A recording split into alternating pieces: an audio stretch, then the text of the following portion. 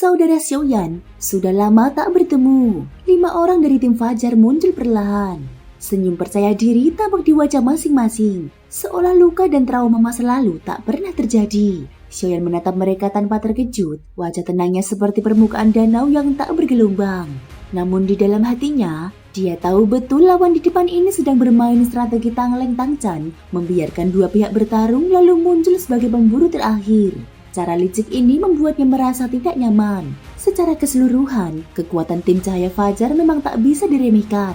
Guang Lu memiliki kekuatan setara 6 bintang dodi tingkat sempurna. Tunangannya, An Li, telah menembus tahap akhir 6 bintang dodi. Dan 3 anggota lainnya pun berada di tahap menengah. Sebelumnya, Guang Lu tidak bertarung bukan karena lemah, melainkan karena dia menahan diri, menunggu, menghitung atau mungkin menghindari sesuatu. Xiaoyan paham, andai Guang Lu ikut turun tangan waktu itu, pertarungan pasti tidak akan semudah yang terjadi. Mengandalkan kekuatan jiwanya, Xiaoyan sebenarnya telah menyadari kehadiran mereka sejak awal. Namun selama tim wanita masih bertarung, dia memilih tidak membongkar keberadaan tim Cahaya Fajar. Sekarang, dengan tim wanita telah pergi, mereka pun tak lagi bersembunyi. Saudara Xiaoyan, sekarang kalian memiliki 5 papan kayu. Bagaimana jika meminjamkan satu pada kami?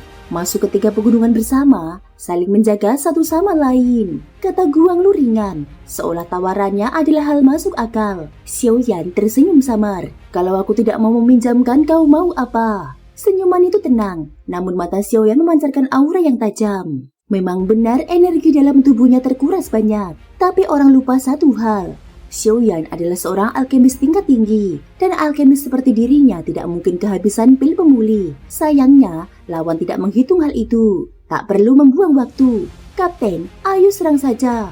Mereka baru habis bertarung. Tenaga mereka pasti turun drastis. Menghadapi kami sekarang, mereka pasti kalah. Papan kayu itu tinggal kita ambil setelah mereka jatuh, kata Qianzhang penuh nafsu bertarung. Serang, perintah Guang Lu tanpa ragu. Sekejap kemudian, 4 anggota tim Cahaya Fajar berpencar, menyerbu Mo Yingyin dan 3 lainnya. Aura mereka begitu kuat, bahkan lebih agresif daripada tim wanita sebelumnya. Dari cara mereka bergerak, jelas bahwa mereka ingin mengakhiri pertarungan secepat mungkin. Bajingan, Mo Feng mengumpat sambil memaksa energi yang tersisa keluar dari tubuhnya. Aura menggelegar menyelimuti tubuhnya menahan serangan bertubi-tubi lawan. Namun, energi yang mengalir dalam dirinya terasa rapuh dan kosong. Bekas pertarungan melewati batas kekuatan melawan 2 petarung 6 bintang dari tim wanita masih sangat terasa. Hal yang sama terjadi pada Ludi. Tubuh mereka letih, energi terkuras habis. Menghadapi grup kuat kedua dalam waktu singkat membuat tubuh mereka tak mampu menahan serangan berkelanjutan.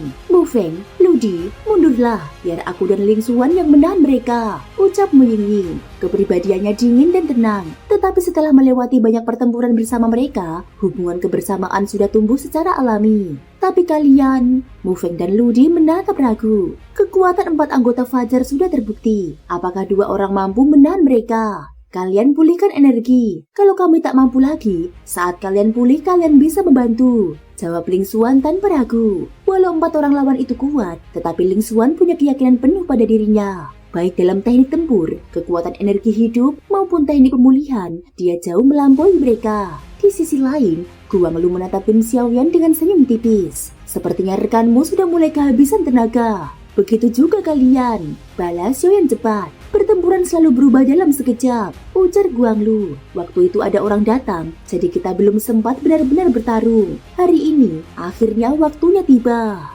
Baiklah, tunjukkan seberapa hebat dirimu, seru Xiaoyan dan tubuhnya meledak dalam gerakan menyerang. Dia tahu, satu-satunya cara menyelamatkan rekan-rekannya adalah dengan mengalahkan Guang Lu secepat mungkin. Yan Fancy Langci, serunya menggema. Penguasa api kuno dalam wujud bilah besar meledak dengan gelombang panas dahsyat, menghantam Guang Lu. Tingkat teknik seperti itu tidak mampu melukaiku. Keluarkan kekuatan sebenarnya.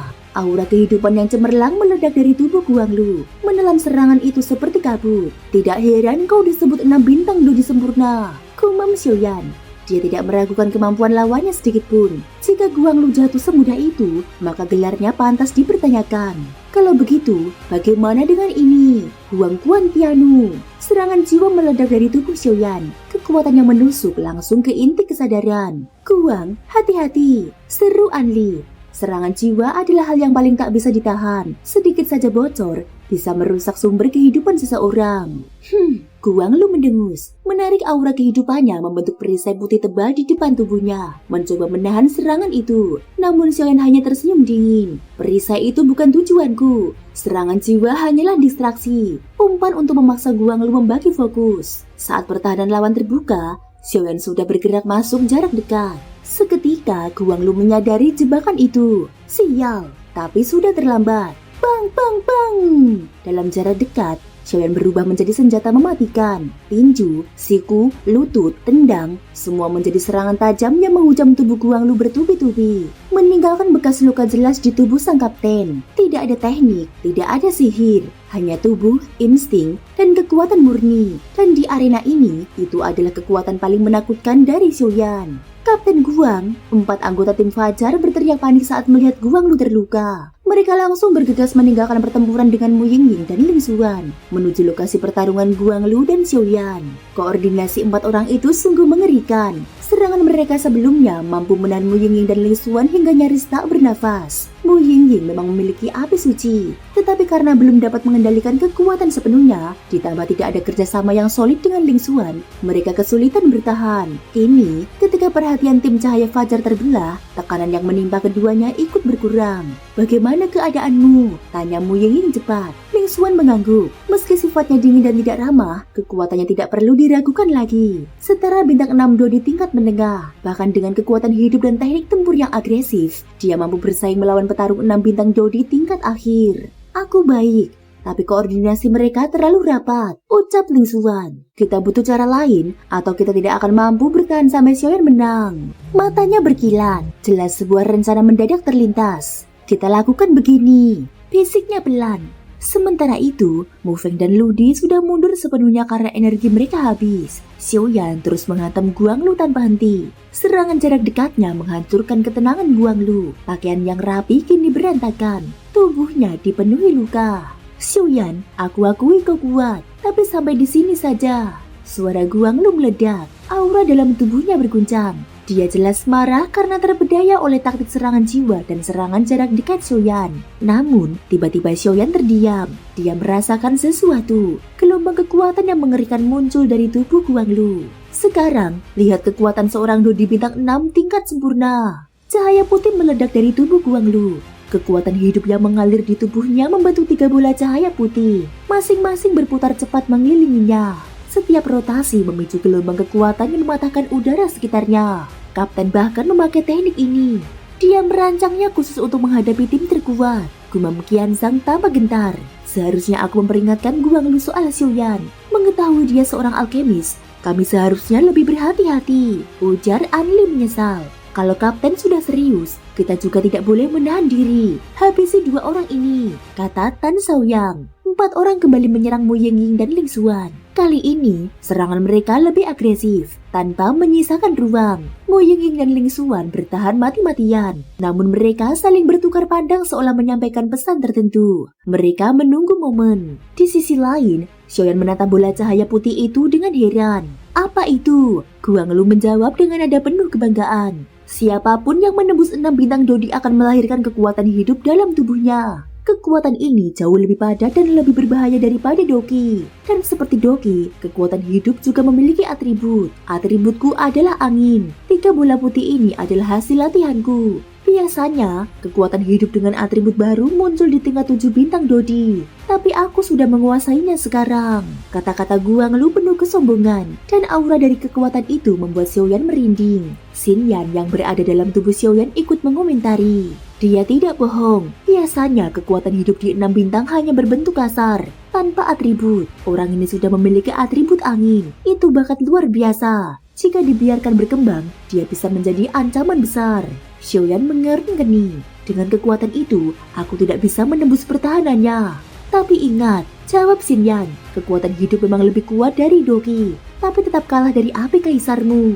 Informasi mengalir ke pikiran Xiaoyan. Dia mengerti. Tanpa ragu, Xiaoyan meniru teknik Guang Lu. Tidak lama, 3 bola energi merah api muncul di sekeliling Xiaoyan, berputar cepat, melepaskan semburan panas yang menggetarkan udara. Kau meniru jurusku, Guang Lu murka, matanya melebar tak percaya. Datanglah, tunjukkan apa hebatnya 6 bintang Dodi tingkat sempurna. Seru Xiaoyan. Kekuatan Xiaoyan melonjak tajam, mencapai puncak 6 bintang Do di tingkat akhir. Penguasa api kuno dalam genggamannya menyala terang. Hari ini kau akan mengerti perbedaan antara 6 bintang tingkat akhir dan tingkat sempurna. Kekuatan angin. Lucy. 3 bola putih itu melesat ke arah Xiaoyan dengan kecepatan mematikan. Udara pecah, tanah bergetar. Gelombang kekuatan itu membuat ruang bergetar seperti akan runtuh. Namun, Xiaoyan hanya tersenyum tipis. Fenomenal. Tapi, Xian Tianzang, api tanah kuno keluar dari tubuhnya, menggelegar seperti badai. Tanah bergetar, bebatuan terangkat. Pusaran api dan batu menyatu membentuk kehancuran murni. Mata Guanglu melebar ketakutan. Itu api suci. Informasi itu menghantamnya seperti petir. Api suci, kekuatan langka yang bahkan di kalangan leluhur dianggap misterius. Berarti penyakit yang menyiksa ayah Guanglu selama ratusan tahun ada harapan penyembuhan. Gumam Anli tak percaya. Di langit, 2 kekuatan itu bertumbukan. 3 bola putih yang memusnahkan segalanya melawan badai api dan batu yang menghancurkan dunia. Ledakan bergemuruh terdengar berulang kali. Bongkahan batu raksasa sebesar ratusan meter terangkat dari tanah dan melayang ke langit, berkumpul membentuk dinding pertahanan yang mengerikan. Batu-batu itu menahan 3 bola energi putih milik kekuatan hidup yang ditembakkan dari arah Guanglu. Namun, menghadapi serangan itu, Xiaoyan sama sekali tidak gentar. Melihat kemampuan Xiaoyan, sorot percaya diri Guanglu perlahan memudar. Dia tahu persis, jauh lebih dari orang lain, betapa luar biasanya api suci yang baru saja digunakan Xiaoyan. Bagi mereka, api suci adalah keberadaan langka yang tidak ternilai harganya. Bahkan di seluruh benua Xuanling, termasuk 3 wilayah besar Xuantian, tidak ada kabar keberadaan api suci yang tersebar di luar. Itulah yang menjadikannya harta yang diburu banyak pihak. Guanglu dan Anli sendiri bukan berasal dari benua Xuanling, melainkan dari wilayah lain di benua Dodi. Mereka datang ke pavilion Fengxiang hanya demi memperdalam kultivasi. Ledakan kembali terjadi. Energi bola angin yang luar biasa kuat diserap oleh puing-puing batu, lalu hancur menjadi debu hilang tanpa jejak. Sudah, hentikan. Guanglu membuka mulut dengan suara pelan. Untuk pertama kalinya, terdengar nada mengalah dalam ucapannya. Mendengar itu, Xiaoyan tidak menyerang lagi. Dia hanya menatap Guanglu dengan tenang. Dengan kekuatan jiwa yang tajam, Xiaoyan menyadari bahwa vitalitas Guanglu sudah pulih sepenuhnya. Seolah dia benar-benar menyerah bertarung. Kapten, Qi Yangsang tak sabar. Dia sudah berada di ambang mengalahkan Xiaoyan dan merebut tanda kayu agar mereka bisa memasuki 3 pegunungan besar. Xiaoyan, serangan yang kau lepaskan barusan, itu berasal dari api suci bukan? Tanya Guanglu, tatapannya menunjukkan keterkejutan dan kepastian. Ya, kamu menemukannya. Xiaoyan tidak menutupi. Serangan sebesar itu hanya mungkin dilakukan oleh api suci. Dan setiap api suci memiliki atribut unik yang mudah dikenali oleh orang berpengalaman seperti Guanglu. Benar, itu memang api suci. Pantas saja kau bisa membunuh kaisar hantu kembar. Guanglu tertawa kecil, terdengar lega. Xiaoyan mengernyit apa yang sedang dia rencanakan. Guanglu menarik nafas panjang, kemudian menatap Xiaoyan dengan serius. Xiaoyan, aku bukan berasal dari benua Xuanling. Bagi orang-orang di sini, kami hanyalah pendatang. Aku lahir dari keluarga kerajaan, bergabung ke pavilion Fengxiang untuk menghindari perebutan kekuasaan di istana. Ayahku, raja kami, menderita penyakit berat. Satu-satunya obat yang bisa menyelamatkannya hanyalah api suci. Kalau memungkinkan, setelah kompetisi sekte berakhir, aku ingin mengundangmu ke kerajaan kami dan menyelamatkan ayahku. Soal imbalan, kau bisa minta apa saja. Aku akan mengusahakannya. Suara Guanglu bergetar, menunjukkan betapa putus asanya dia. Xiaoyan membeku sejenak. Mu Feng dan yang lain ikut terdiam. Sejak awal, mereka merasakan aura keagungan dan kesombongan yang melekat pada Guanglu. Sulit dipercaya, orang yang lahir dari garis keturunan bangsawan yang selalu menjaga martabat, kini rela merendahkan diri demi ayahnya. Xiaoyan menggeleng pelan. Kekuatan kekaisaran terlalu rumit. Aku tidak mau ikut campur. Setelah kompetisi sekte selesai, ada hal yang harus aku selesaikan. Aku harus pergi bersama Cailin untuk mencari Sun Er. Urusanku sendiri sudah cukup berat. Mendengar penolakan itu, lutut Guanglu tiba-tiba jatuh menghantam tanah. Dia bersujud ke arah Xiaoyan. Xiaoyan, aku mohon, tolong bantu aku. Para anggota tim Fajar berteriak panik. Mereka mengagumi Guanglu bukan hanya karena kekuatannya, tapi juga karakternya sebagai pemimpin. Melihatnya berlutut, mereka terasa ikut runtuh. Aku tidak pernah melihat dia semerendah ini, bahkan sejak dia lahir. Gumam Anli dalam hati. Xiaoyan menghela nafas panjang. Aku akan membantumu kalau aku punya waktu. Tapi meski aku memiliki api suci, aku tidak bisa menjanjikan hasil. Jangan menaruh harapan terlalu tinggi. Mendengar itu, mata Guanglu berkaca-kaca. Namun dia memaksakan senyum. Xiaoyan, terima kasih. Tapi dalam kompetisi sekte nanti, aku tidak akan mengalah padamu. Justru aku menunggu kesempatan bertarung denganmu, jawab Xiaoyan sambil tertawa kecil. Setelah itu, Guanglu memutuskan pergi dari Gunung Luoling, menyerahkan tempat dan kesempatan kepada Xiaoyan dan timnya. Dia mengeluarkan tanda kayu dari pakaiannya dan melemparkannya pada Xiaoyan. Xiaoyan, selamat tinggal. Kuharap kau bisa mengalahkan tim bumi. Mereka bahkan sulit bagiku. Kami menunggumu kembali dengan kemenangan. Usai berkata begitu, Guanglu dan 4 anggotanya pergi, meninggalkan Xiaoyan dan 4 temannya terdiam. Mu Feng tersenyum miring. Ini namanya menang tanpa bertarung. Ya, hentikan ocehanmu. Segera pulihkan kekuatanmu. Kita akan segera bersiap masuk ke 3 pegunungan besar, ucap Xiaoyan. Mu Feng menelan beberapa pil obat tingkat tinggi. Entah kenapa aku merasa badai besar akan segera berakhir. Hal serupa dilakukan Ludi. Bagus, lebih cepat pulih lebih baik. Kalau terlalu lama di luar, tim bumi bisa curi start, ucap Xiaoyan. Ling Xuan mendekat dan bertanya pelan. Xiaoyan, apa api di tubuhmu benar-benar api suci?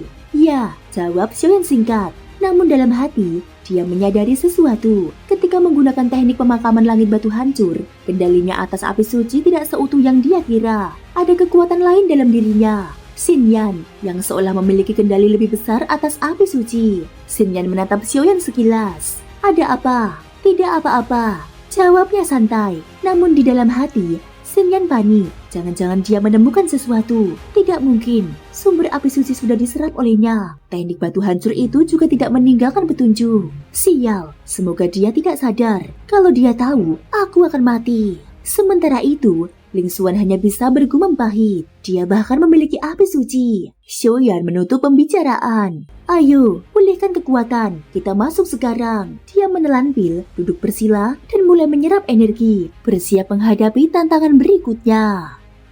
Thank you guys sudah mendengarkan ceritaku di episode kali ini sampai akhir. Ikutin terus kelanjutan episode berikutnya ya. Terima kasih buat kalian semua yang udah subscribe, like, dan komennya. Semoga hari kalian menyenangkan. Sampai jumpa dan bye-bye.